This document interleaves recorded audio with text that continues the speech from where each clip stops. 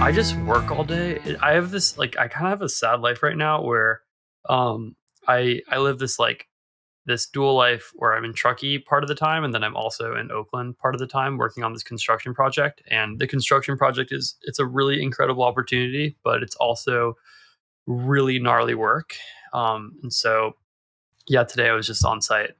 I'd probably had over 50 calls just in the morning. And yeah, was on site all day. And actually, I'm gonna get off of this podcast, and then I'm going to have like a 1 to 2 hour meeting with my boss after this, like from probably like 10 to midnight.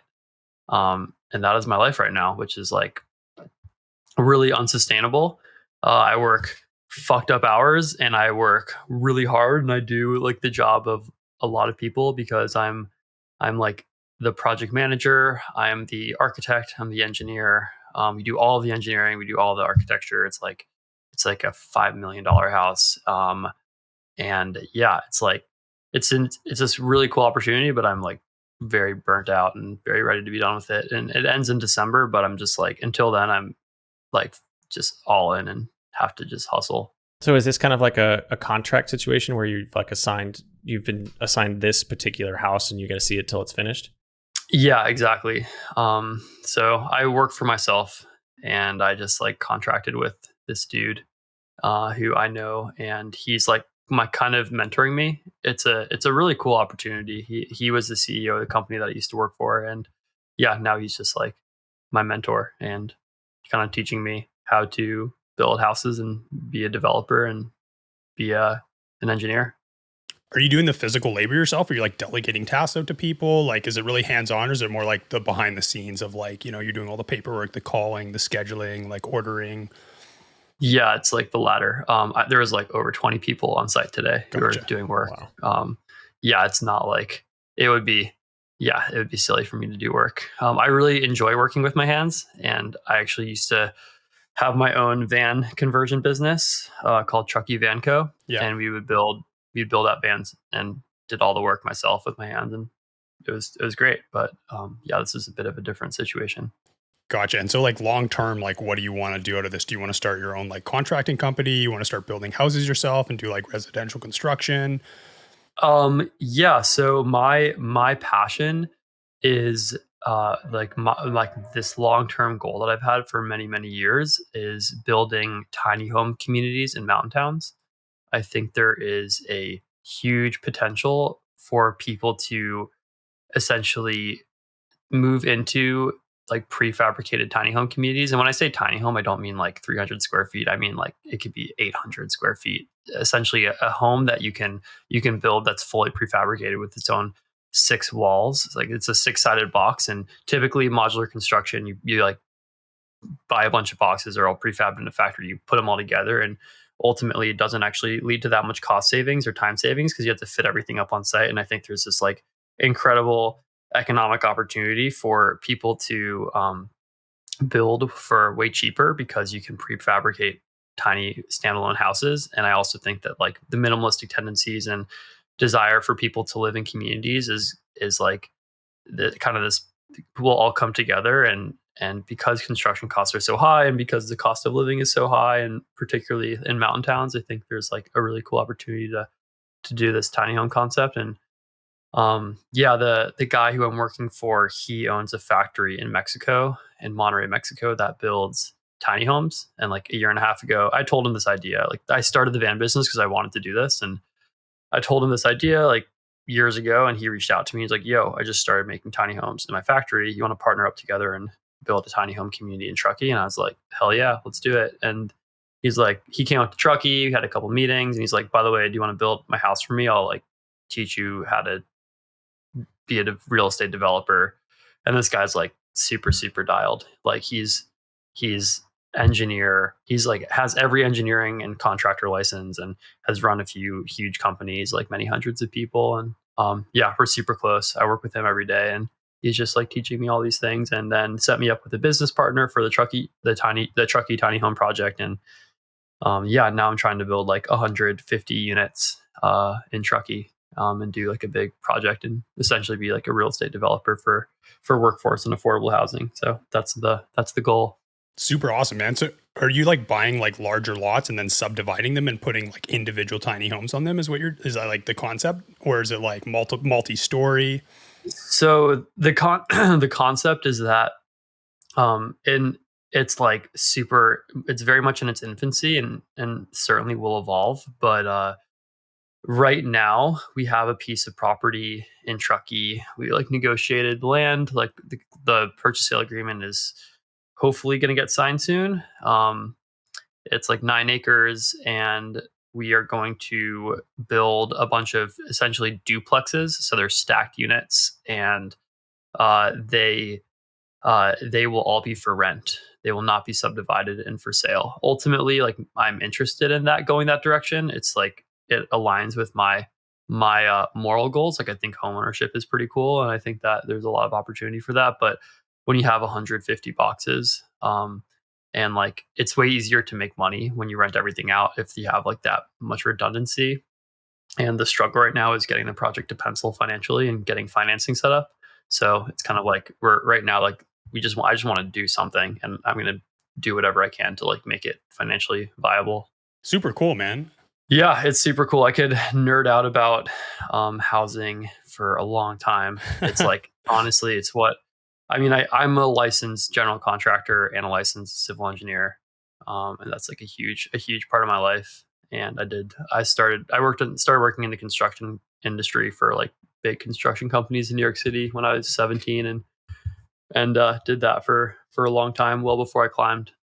Really cool, man. Yeah, I think it's like cool, admirable, seems like a good avenue, like fulfilling as well too, right? And then also kind of like ties back into your life as a climber, like helping people in these like communities or towns that end up becoming so expensive, you almost kind of like push people out from being in those communities, right?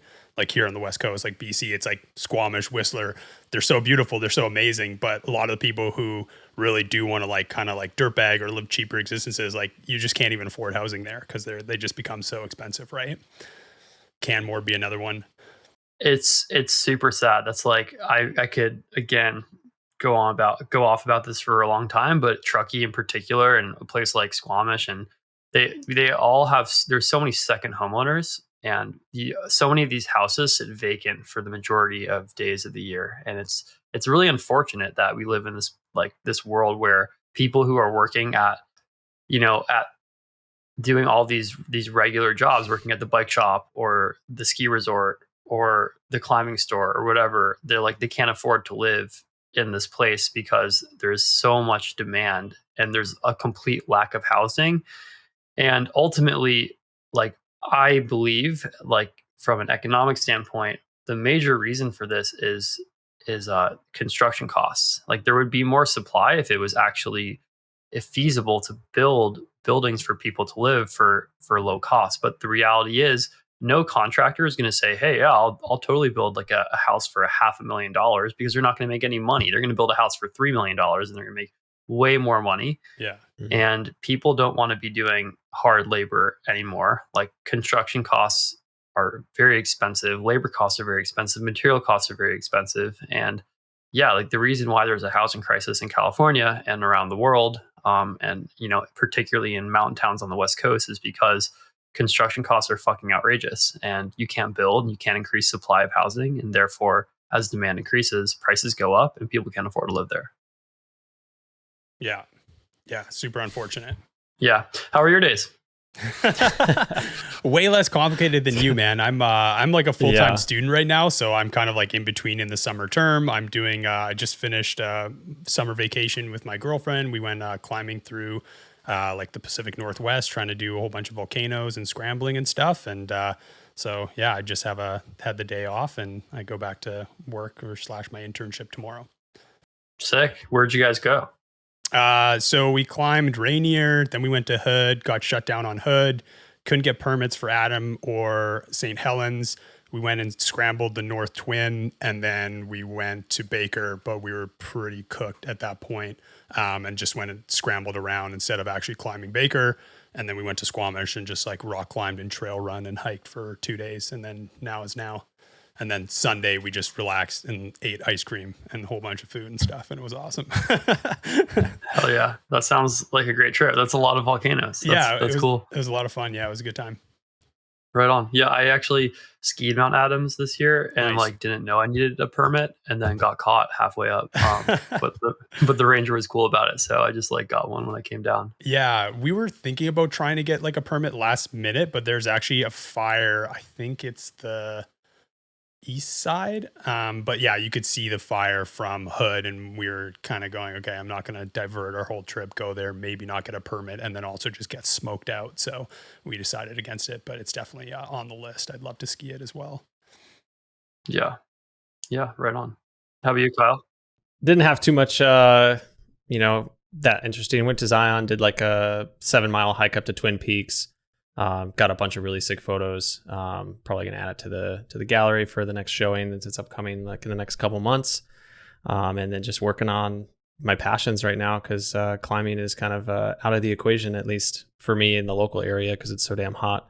Unless I'm driving out to Bishop or something, which is like it's not too far, but I just got a lot of stuff I'm working on, which I think is an interesting segue. I want to dive a little bit back into like I guess the topic of passion and like your climbing. So we all have like these passions in our life, and I think as climbers, when people choose to do things that aren't climbing, especially in a position that you're in, as like are you a sponsored climber now? Is that like an official thing?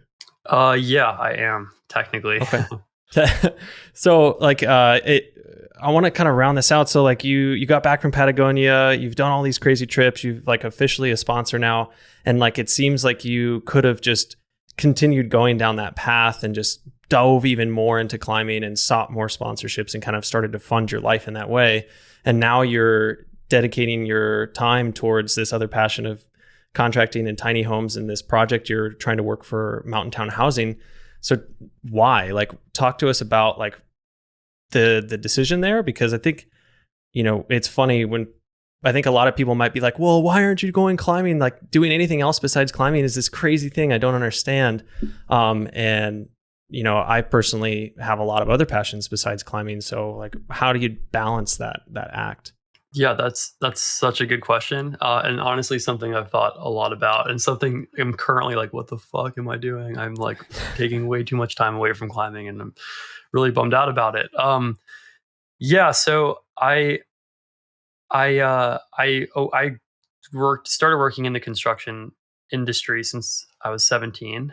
I started commuting to New York City right out of high school to work for a construction firm, and that was my life. I went to school for civil engineering. Right out of college, I worked for like an engineering company, and then I worked for kind of like a vertically integrated modular construction company, and that was like what I was told was the path to fulfillment, was just working this like generic job out of college. And climbing was a new thing for me. I didn't know what climbing was until I'd gone climbing at some birthday parties when I was a kid, but I didn't really like have an understanding of what climbing outside was until after college. And it was this drive that got me outside, or like this desire to. I guess let me rephrase that. I started climbing in a gym. I got really, really, really passionate and psyched on it, and then I decided to pursue that full time for 3 years, and then essentially, like I came to this point where I was running out of money, and I decided that I wanted to do all these other things and had all these other interests, and they were related to building. And I quickly realized, all right, like I had this cool idea of maybe trying to pursue this tiny home concept in mountain towns. And I was like, all right, maybe like that could be interesting. I could probably do I could have a project-based career where I can spend some months out of the year climbing full time, but then also dedicate other months working full time, or maybe, do a project hardcore for like all in for a year or 2 or 3, and then take a year or 2 or 3 break. And that's kind of the path that I've like started to go down. It's like very, very not quite developed yet, but I'm currently like 80% of the way done with the project. It's a year and a half construction project, and it wraps up in December. At least I hope it will wrap up in December. I have flights down to Patagonia on December 15th, so it better wrap up by then. My Bold boss move. has informed. Yeah, my boss will be very upset if it's not wrapped up by then. But yeah, I think for me, I love climbing, and it's something that I'm incredibly passionate about, but I also recognize that it's not necessarily the path to happiness long term if I solely focused on that. And so, yeah, I do have these sponsorship opportunities, and I could for sure milk that for a while, but I recognize that ultimately, a few years or 5 or 10 years down the road, that wouldn't necessarily lead to me being happy. I'm not like a super elite level climber by any means, and I also have a lot of other interests. And for me to have a fulfilling life, I want to, do. I want to contribute to society and do interesting things, and hopefully, like make the world a better place. And yeah, climbing. I mean, to be honest, is somewhat of a selfish pursuit, and so I just didn't really see it as like a perfect track for fulfillment. Yeah, it's really interesting. I think that a lot of people just kind of obsessed with this lifestyle of climbing all the time, and the biggest crux for most people is like, well, how do you fund it, right? How are you supposed to make money as a climber full time? And so it sounds like your choice to not pursue climbing full time, even with money on the table, and kind of going in another direction, like it's not is like, are you searching for like financial stability, like more than what climbing sponsorships can offer you? Like in a way where like, you're like, hey, when I'm 50 or 40, I want to have like a nice house. I want to like live a comfortable kind of life. I want to provide for my family. Or is it like something else? Like, is there like a deeper passion that you're like searching for and taking time away from climbing for? Yeah. So I think, it's funny. I also should mention I climbed for pretty much full time for 3 years, and then I started working again. And that decision to work again was unrelated to sponsorships. At that point, I was running out of money. I didn't have someone willing to give me money to climb. That kind of came like, a year after that decision to start working again. So I was already like a little bit on that path to work, but yeah, I think for me, honestly, it's less about the money. I'm not particularly I'm not like a materialistic human that wants a big house and a fancy car and fancy clothes. I live a pretty minimalistic life. I spend a lot of money on food. That's like my primary like I'd say most of my I don't know, most of my I'd say I'm pretty like bougie in regard to the types of food I purchase. But other than that, I don't really spend very much money at all. It's really like travel and food. And yeah, I don't aspire to have a lot of money. I think financial stability is important, and I definitely crave that. And I I think if I were to pursue a life in climbing full time, I don't necessarily think I would get to a point where I'd be financially stable, just because I'm not like a elite level climber. So that's one reason I recognize that fact. But more so than the money, honestly, I was motivated to not pursue climbing full time because I I really enjoy working towards something that I find interesting. And I I worked a job right out of college that I hated. I was completely miserable doing it and found it very unfulfilling.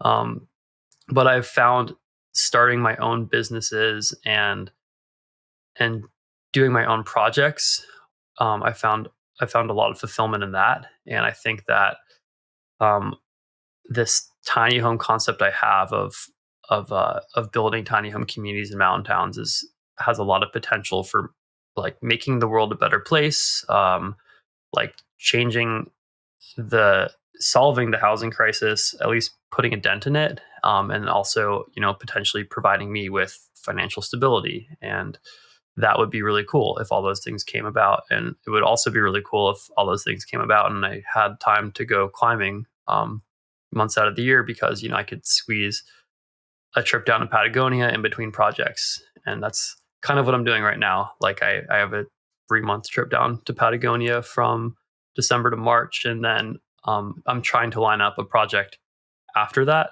And I haven't quite yet, but I'm like, working towards that.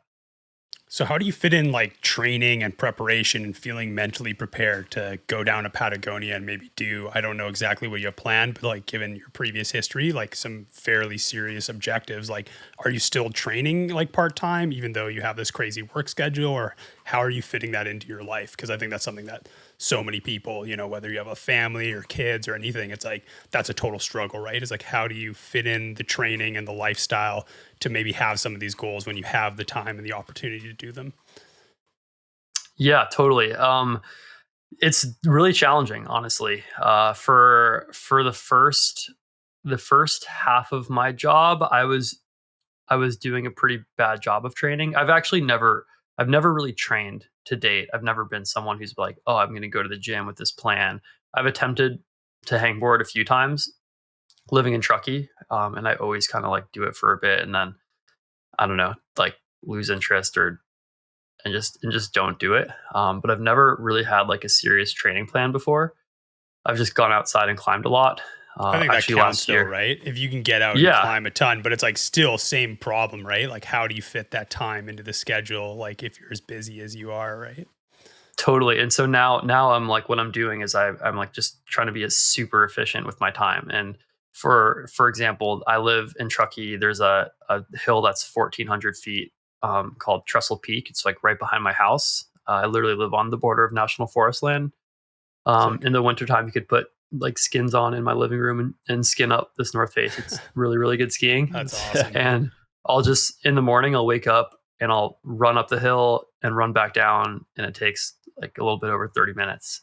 And, it's like, cool. I'll just do that in the morning, get a quick workout in. And then, yeah, I actually just started a training program with Lattice, which is like the first time I've ever started Nice. like an official climbing training program. And I was a little bit reluctant to do it, honestly, because part of me was feeling proud. I'm like, oh, I'm not gonna do climbing training. I'm better than that. I'm not gonna like. I have a lot of opinions about how people train too much and are too like performance oriented and focused. But I did feel like because of all of the time I'm spending behind a computer and on a construction site, I like do need to become very efficient with my time in regard to climbing. And um, yeah, having a training plan week by week, and someone to motivate you to continue to push and hit goals and do your sessions is quite helpful. So that's actually been pretty good. But my life nowadays is just like a lot of working and a lot of training by myself. It's a little bit, I don't know, sad perhaps at the moment. Life goes in cycles like that, though. I know Chris Kalous always talked about his cyclical nature of like painting houses and then going out and climbing all the time and then going back to work. And I think there's like a group of climbers that work seasonally like that, and it tends to work, I would imagine. I think You just John got to Krakauer dedicate. did that as well. He would like do carpentry for make a ton of money and then like go on a ton of expeditions and stuff, right? Like even Ye- Al Burgess, I think, did that as well too, right? Yeah. It's pretty Hmm. common. Yeah, that's exactly where I'm at right now. I'm just like I'm currently hustling super hard. Like I work crazy hours and have like yeah, my work situation is honestly kind of unsustainable. It's very unsustainable. It's kind of You're fucked up really right selling now. your lifestyle so hard right now. Yeah. But no, Everybody it's quit just your scraping job, the start bottom working right now. 70-hour work weeks. but Tyler sold you. it's just an insane, it's a really, really, really good opportunity. And I'm Yeah. learning Yeah. so much. And so it's super worth it. And there is an end in sight finally. If there wasn't, I'd be completely burnt out. I would like absolutely not be able to do what I'm doing, but I'm like, cool. I've, less than 4 months left, and I just have to put my head down and like, finish the project and train. But yeah, the other cool thing about Patagonia climbing, it's like, it's not like I have to be in like 513 or like, like hard climbing shape to perform down there. Honestly, your like mental abilities and general mountain knowledge and like general climbing abilities and efficiency on rock are way more important. And those are things that are certainly like they don't go away as quickly as hard climbing abilities. And then cardio is actually arguably the most important thing. And I've been pretty good at keeping up with that. I'm actually in probably some of the best cardio shape I've ever been. Nice. Um, and that's like I just do a lot of running, and I've been getting into biking this summer. I just biked on Saturday. I just biked uh, like 65 miles, like a 65-mile 8,200 vertical foot mountain bike. This bike Wow. ride called Rose to Toads in Tahoe. And I'm not a mountain biker. It's like the gnarliest terrain I've ever gone on for sure. And I Jeez. just followed around some like legit mountain bikers, and they were kind enough to like let me join them. So I've been, yeah, doing some road biking, some gravel biking, some mountain biking, some running, and then a little bit of alpine climbing. Um, Here and there. I actually just did a first ascent in the Sierras like 2 weeks ago, which was Oh, cool. wow. Yeah. Nice. What was it? It was this like little 500-foot spire. I've skied Mount Gab like twice, which is kind of behind this peak behind Bear Creek Spire. And both times I went back there, I noticed this pretty sick looking spire that is like very aesthetic and clean. And I just skied it with my friend Jessie, and she's not a climber, but we like when we skied out to it, I was like, Jesse, I'm gonna for sure climb that this summer. It looks so good. And then yeah, I went out there and climbed Bear Creek Spire in the morning and just like climbed this thing. It's like 3 pitches and 510 minus. Super, super good. Oh, Surprisingly yeah. good rock for the Alpine. Nice. It's awesome, man. How do you know that that is a first ascent? Is it like a group consensus? Like, oh, I don't know anybody that's climbed that, or like, how is that? It seems like I would always look around and be like, oh, everything must be climbed, you know? Yeah, I haven't posted it like on social media or Mountain Project or anything because I don't 100% know.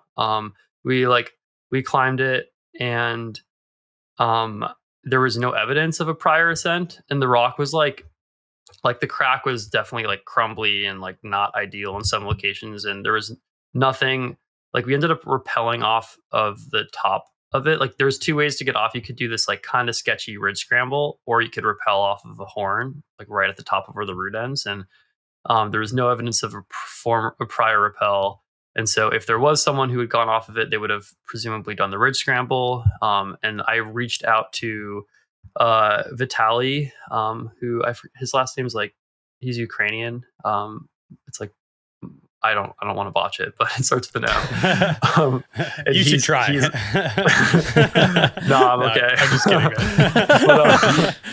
but he's a super prolific first ascensionist in the Sierras, and I sent him some photos and was like, "Yo, do you think anyone has climbed this thing?" And he was like, "Not to my knowledge. You should reach out to a few more people." So, and I haven't done that quite yet, but yeah, before like I don't know, I'll probably post it up and be like, "I think I got a first ascent.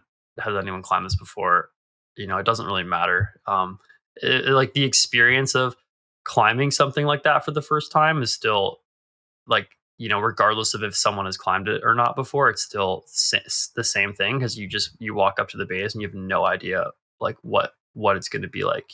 You're like, cool, is this going to be 5'8" or 5'12"? I have no clue. And you have a rack with a bunch of gear on it, and you're just questing off, and that's a really, really cool feeling.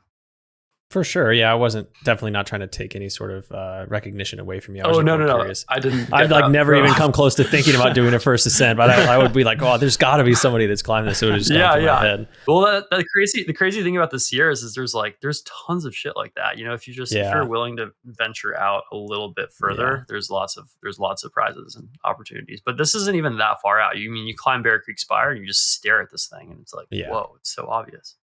So on that note, as a climber, you kind of almost alluded to kind of who you are as a climber right there in that statement in terms of your experience of kind of questing off into this sense of adventure. Like, how would you define yourself as a climber? What drives you as a climber? Like, where is the passion in the sport of climbing for you?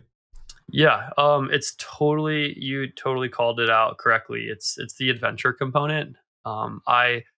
It's funny. I started ski mountaineering. Well, I was a big skier growing up, and then I got into backcountry skiing in college, and I got into ski mountaineering after college, and I started climbing specifically to get the skills to supplement my ski mountaineering. And I was like, man, it'd be rad one day if I can climb some 5.8 alpine route or like go climb Cathedral Peak. I remember hearing about Cathedral Peak for the first time and thought that was like that'd be such a cool outing. But I had no desire to climb hard, and I actually laughed at I would like watch people bouldering, and I'd be like, "That looks so silly. Like, why would you, why would you like pull on your fingers and like hurt your fingers and that doesn't look fun at all." And then I started climbing as like an after work activity after my first like during my first job out of college, and then quickly was like, this is way more fun than skiing. What the fuck was I thinking?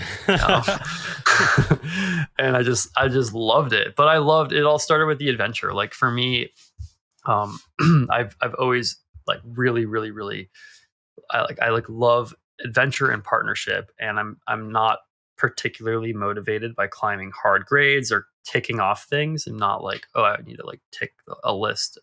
Sometimes I guess sometimes I am like in Patagonia. I'm like, oh, it'd be really cool to climb like all of the summits of the Fitz skyline. Like, that's like, essentially a tick quest for sure that I fell victim to. But in general, I'm more interested in going out with someone who I like to spend time with in the mountains and like go do some long approach, have a really good conversation, and then like go quest up some adventurous route.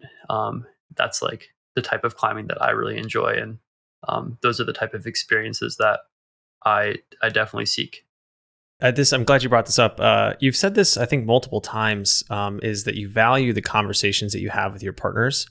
Do you mind sharing, like, maybe some topics that you like to talk about, or like things that your partners and you like share common interests? Like, it seems like a theme that you've mentioned a lot. So I'm just curious to dive into that a little bit.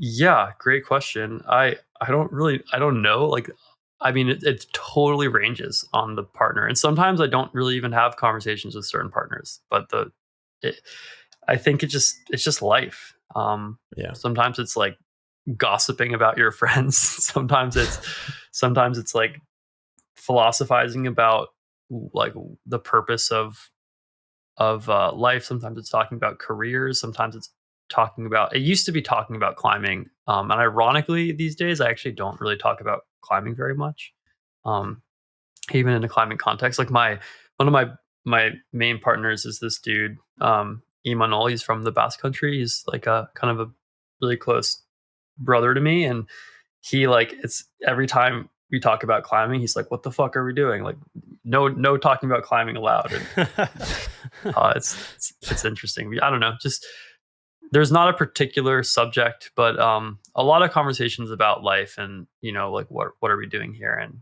what should we be doing, and um, I don't know, different ideas or business ideas or like career ideas or talking about women or relationships, just all different things.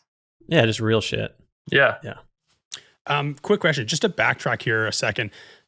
As someone who came from this like ski mountaineering background, and then you transitioned to rock, like what do you think made you gravitate towards like getting into, like longer endurance rock climbing, as opposed to, you'd almost think from a ski mountaineering background, there'd be a more natural extension for you to become a mountaineer or an ice climber to augment your like ski mountaineering skills, if that makes sense. Like, I'm just wondering if you have any insight into that.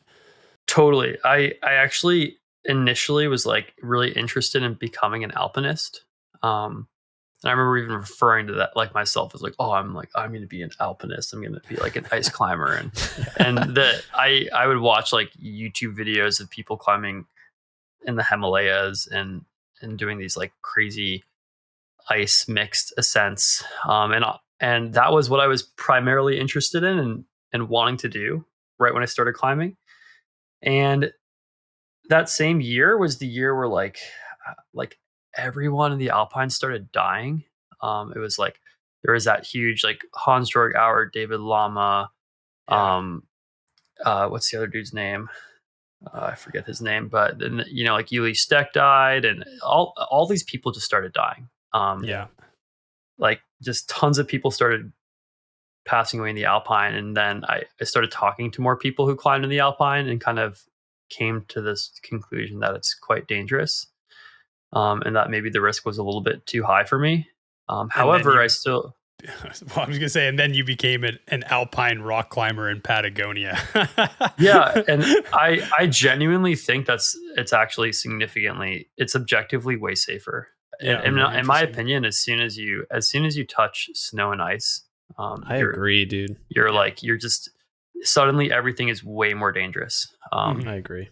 And I grew up skiing, and I feel very comfortable on snow. And it's kind of interesting. Like there's some ice climbers that didn't really grow up with a snow background, and you could even just like observe, like they might be a way better ice climber than me, but like just walking to the base of a climb or like feeling comfortable on 60-degree alpine ice, like I feel quite comfortable on low angle ice and just romping around in snow and ice. But I'm definitely not an ice climber. I'm not like a super dialed hard ice climber by any means, and I don't really know how to mix climb very well. But yeah, I've dabbled, and I've come to the conclusion that for me, those activities are a little bit too high risk, and I wasn't really interested in getting into them for that reason primarily. And I thought that rock was just a way safer medium. And yeah, a lot of the stuff in Patagonia and a lot of the stuff I'm interested in does have snow and ice on it. And I try to just keep that to a minimum. But yeah, it's like I still enjoy it, but I just don't want to like pursue that style of climbing full time. Like Max kind of alluded to, I with the story we heard from Miles, obviously he was on a different tower than you guys. But even watching your short film on your ascent of the South African route, right? I believe. Mm-hmm. It looked like it was super loose, and like that issue of the sun hitting the wall and breaking down the ice that holds all the rocks together, and like the issue of rockfall seems like a pretty big significant risk. So like how are you managing that risk that kind of seems somewhat unavoidable and where you have to kind of lean into luck? And how are you like keeping the psych high during like being in like dangerous environments like that? Because I think you could very easily just like have a fucking anxiety attack when like a close call happens or like things start to go foobar. For sure. Well, to answer the first part of the question, yeah, you oftentimes can't manage the risk, and I feel like to some degree, when you're in the mountains and you're in the alpine, you put yourself in these situations, and you try to be as safe as possible. And for example, if I'm going to do if I have to cross some sort of snow field, you do that when the conditions are cold. You don't do that in the sun. And there's a lot of decision making that you can gain from experience and just understanding how snow and ice works. And you can try to manage the risk as best you can. However, it is impossible to fully remove the risk. And if you think you can, you're foolish. And so you have to be honest with yourself and say, okay, by going out here, I'm inherently taking on some risk. However, you have to be okay with whatever amount of risk you're taking on. And if the objective is worth it, you take out. I've heard that analogy of like there's a bank and you have a certain amount of like risk tokens or something like that, and you only have so many that you can withdraw in your life. And like you have to essentially hope for some luck. And yeah, there is a degree of essentially relying on luck in some ways. But I would say that the decision making that I've done, I've definitely made risky decisions and have decided to put myself in situations that are dangerous. But I think for the most part, I'm quite conservative, and I think everything through. And if I'm going to go through a situation that is, if I'm going to put myself into a dangerous situation, I'm going to try to minimize the time that I'm there, and be very smart about you know having some sort of plan if something happens, or just knowing my options or escape routes, or um, yeah, just trying to, I guess, manage it the best I can. And then the second question, how do you stay psyched? That is a really, really good question. And I think really it comes down to partnership, and your like mental stoke levels, being out there and your objective. And for me, like being in tourist alpining with two of my best friends with really, really good food and a cast iron Dutch oven that we could cook from, that's how we stay psyched. It was just like, we love to cook food. We were eating really, really well. We were having awesome conversations and hanging out every day. And we were super stoked on the objective. And yeah, that just like, that led us through all of the bullshit and the wetness and the snow and the cold and the suffering and the risky parts. And I would argue it's like, yeah, there's definitely some dangerous stuff on that climb, but really there's a lot of other factors that could convince you to go down other than the danger. It's there's a lot of just like uncomfortableness. And you have to be really psyched to persevere through that. But having good partners who are just like stoked on life and stoked on climbing and close to you and you know, down to be silly and eat good food. That's the way to stay stoked, in my opinion. I definitely want to jump into the food thing, but before I do, um, was there a moment in your life where you were reckless and this kind of like awareness of the risk and the calculated decision making like was because of a close call or some sort of event? Because for me, like I had my accident, Max had his accident, like especially before my accident, I kind of was looking back on myself as a climber, I was kind of reckless. Like I was ignorant to some of the risks I was putting myself in, and I was drawing out of the luck bank. And it wasn't until after this accident where I was lucky enough to survive to learn this lesson, or now I can kind of approach climbing in this different way. So like, was there a moment like that for you? Yeah, I don't think there was any sort of defining moment like that for me. I feel like I was always pretty aware of the risks in climbing and honest with myself. Um, I definitely do look back at some of the climbs I've done and I'm like, whoa, like I was way bolder back then, or I really like ran it out back then. Um, and I think part of me is like, is that youth, or is that just the fact that I was climbing so much a few years ago? And, you know, when you do it every day, I was so comfortable. I definitely was a stronger and bolder climber 3 years ago. And I'm okay with that. But yeah, I don't know. I don't think my perception of risk has changed that significantly from when I started. You've had friends who have passed away in the mountains, correct? Yeah, I have. Yeah. How have like those experiences affected your appraisal on risk and like the risk you're willing to take? Like, were those things that you've noticed, like had this noticeable change after those events, or like how has that affected you? Yeah, they have affected me pretty significantly to some degree. It's interesting. I've like um yeah, I had a friend pass away last summer, and I I stopped I stopped yeah, I mean it changed the type of climbing that I was interested in. I used to go scrambling after work a bunch up above my house, and I just put an end to that. I was like, I'm over it. I'm not gonna climb by myself anymore. Um, and yeah, and then I had another really good friend, uh, John Bolte, die in Patagonia, and that one, I don't know. It's like these things happen, and honestly, it's an ongoing process to process their deaths. I don't like it's changing, and I still think about it a lot, and I look at his death and I'm like, man, he made pretty much all the right decisions, and he still died. Like, so, and I've like descended the way, like I've been at the rappel station that he rappelled, that like where rockfall hit him before, like on I think twice now.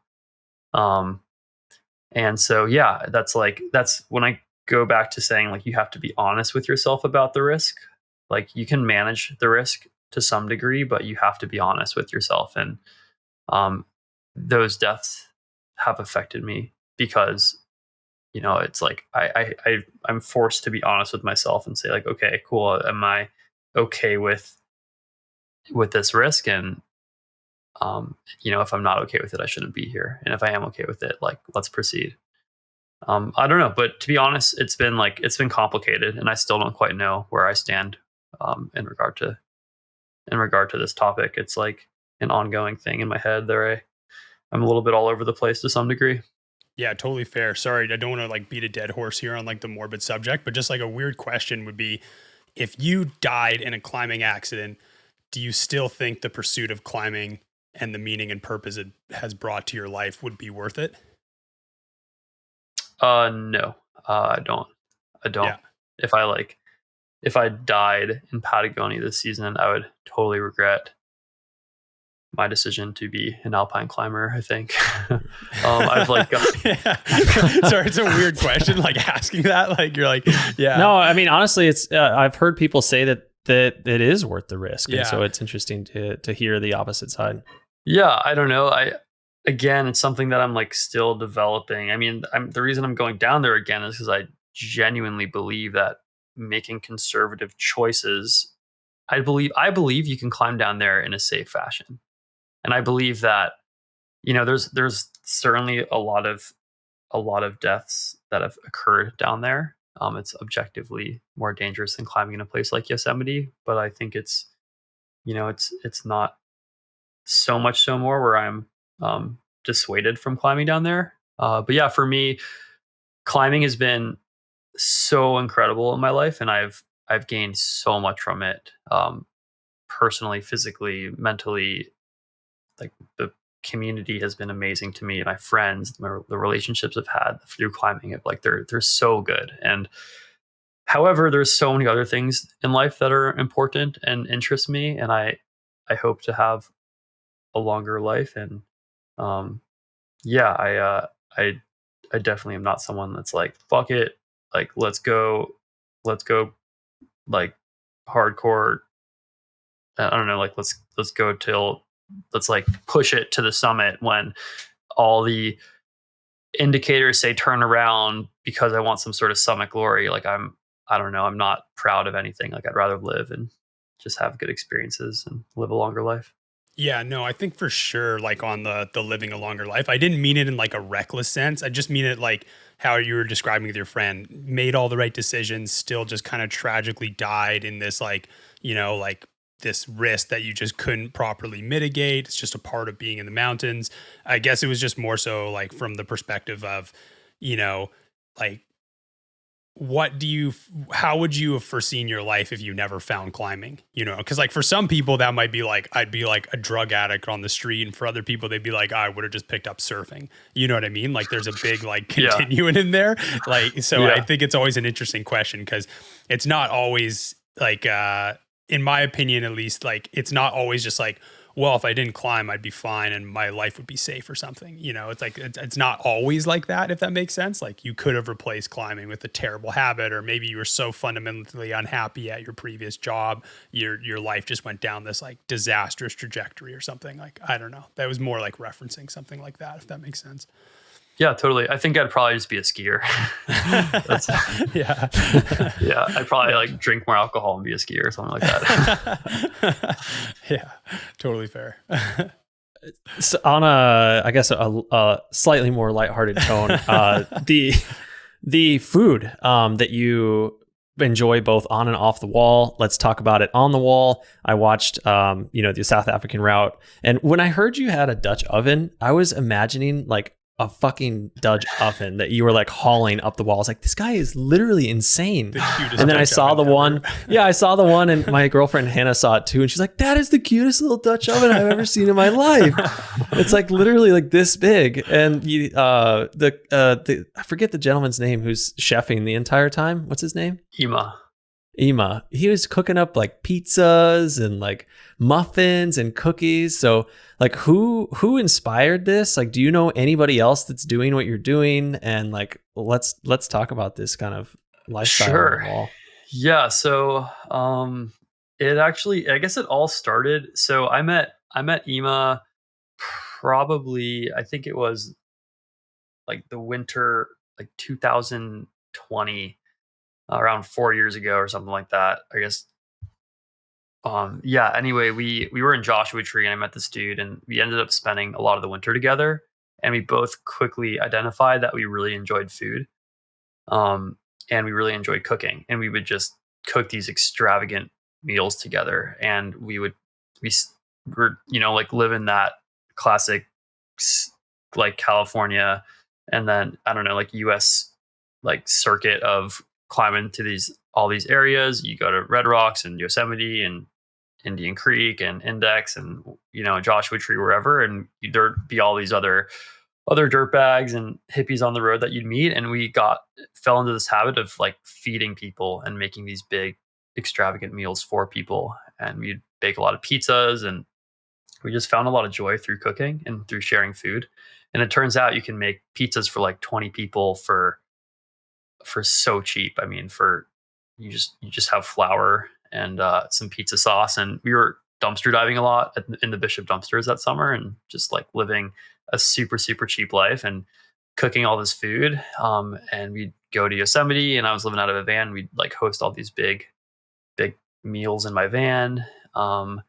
And yeah, we like that was this genesis of it. And then the first trip we did together, the first big trip we did together, was to Alaska. We went on this, I guess, expedition. I always find that word kind of funny these days. We went on a climbing trip and lived on a glacier for 3 months or 3 weeks. And during that time, like most people, when they go to Alaska, they're like, all right, we're going to bring like a Whisper Light stove and a jet boil and eat all this freeze dried food and oatmeal for breakfast. And we want to be as light as possible. And we were like, we're going to be on a glacier for 3 weeks. We have a freaking freezer and a refrigerator that we're living on. We might as well bring really good food. And so we brought with us a 5-gallon propane tank and a car camping stove and fresh produce for the whole duration of the trip, and ate super, super well on this glacier and cooked like incredible meals every day. Had salads for lunch when it was warm, and had avocados every breakfast. It turned out actually the avocados like didn't get ripe fast enough because it was too cold. So like by the end of the trip, we still had like rock hard avocados. We brought so many, and yeah, that's kind of how it all started. And then subsequently, every time, I mean, whenever we hang out, we just eat really, really well and cook for a lot of people and host big gatherings and big meals. And yeah, it was just like a thing when we were doing this big, when we were going down to tourist alpine. I was like, obviously we're going to eat really well.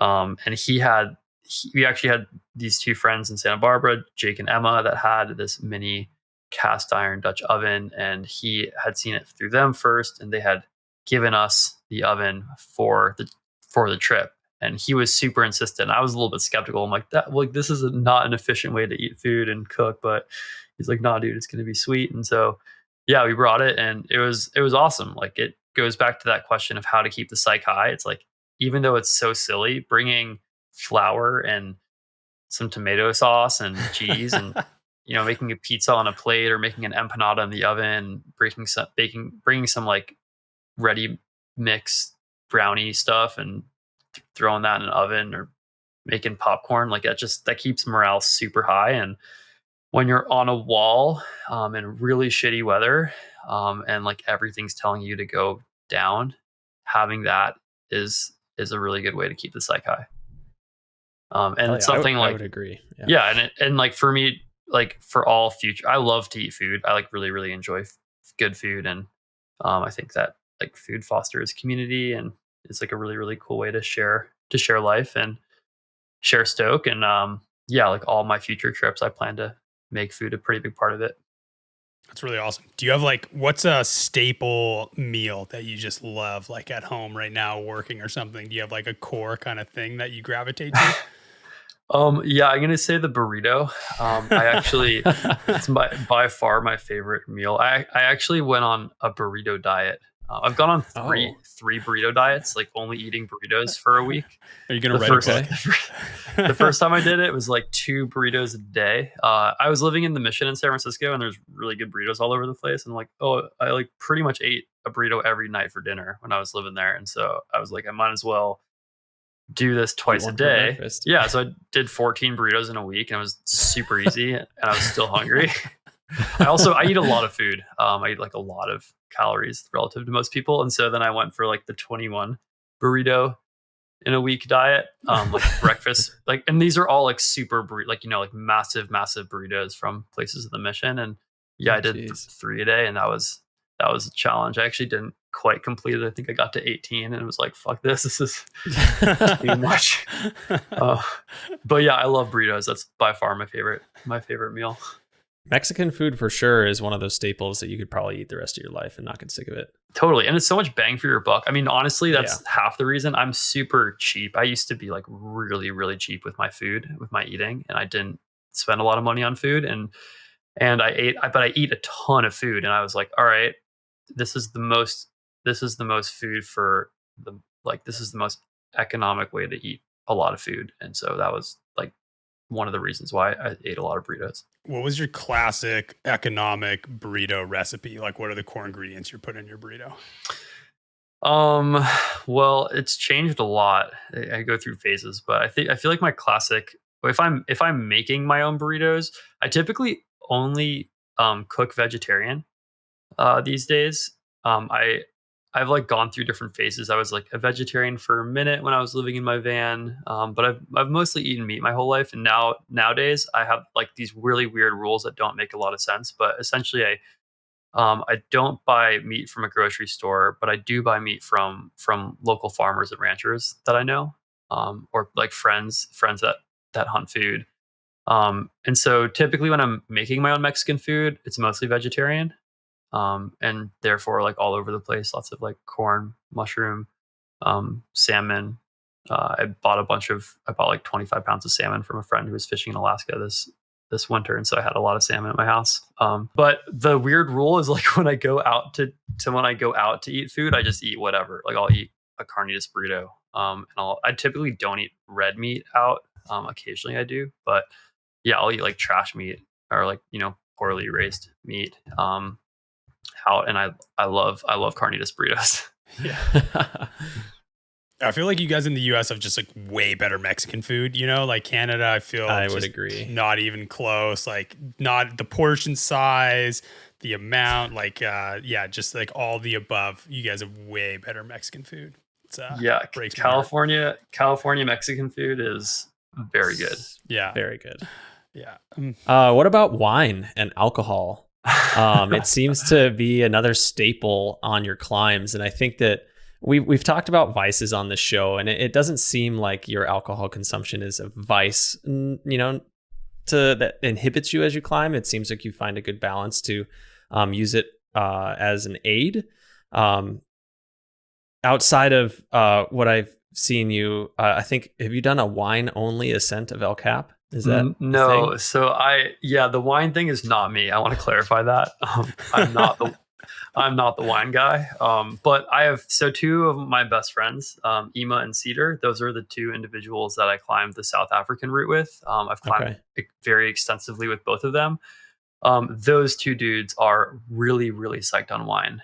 And they have climbed El Cap, I think at least 3 times with only wine, like no food or water. The first time they did it, they brought a gallon of water and they brought food, but they didn't drink the water or eat the food. And then the subsequent times they've done it with only wine, no food or water. And they've done like over how many days?